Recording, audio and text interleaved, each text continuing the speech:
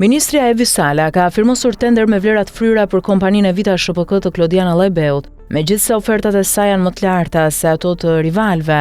Ajo ka kërkuar zgjatje të koncesionit të dializës dhe ka garantuar monopole të tjera për spitalin amerikan, ndërkohë që mban pozicion të paguar në universitetin privat të njëjtit grup financiar.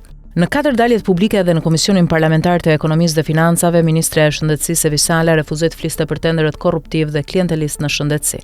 Ajo vazhdon të ndjek listat e përfituesve të krijuara në kohën e Ilir Beqës, Ogerta Manastirliut dhe Elbana Koçiut. Për të dhënë miliona euro kompanive të lidhura me Edi Ramën dhe atyre me të cilat ka marrëdhënie punësimi apo financiare, Ministrja Evi Sala po fshihet pas autoritetit të blerjeve të përqendruara të drejtuar nga Arlinda Poga, Ishvartse dhe mike e vjetër e Blendi Gonxhës.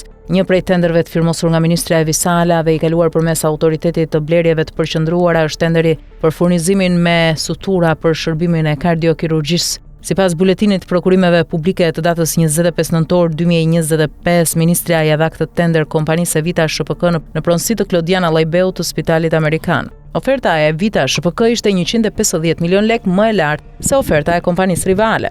Diferenca nuk e shqetëson ministren Evi Sala, sepse pagesën e mbajnë qytetarët dhe përfitimin e ndan ajo me Llojbeun, ndërkohë që Spitali Onkologjik mbetet pa ilaçe dhe me pajisje që nuk funksionojnë. Evita SHPK është kompania me të cilën Klodiana Llojbeu mori koncesionin e dializës me vlerë 120 milion euro. Për këtë kontratë, ministrja Evi Sala ka kërkuar zgjatje dhe me 5 vite të tjerë me vlerë 25 milion euro shtesë. Përveç zgjatjes së koncesionit të dializës, ministrja Evi Sala futi Evita SHPK në listën e tregtimit të ilaçeve me rimbursim, ndërsa Spitalit Amerikan i la për vitin 2026 monopolin e operacioneve të trombozës me fitim rreth 10 milion euro në vit. Ministrja Evi Sala ka qenë dhe vazhdon të jetë rektore e Western Balkans University, institucion privat në pronësi të Spitalit Amerikan të Klodiana Llojbeut, ku paguhet me 15.000 euro muajin.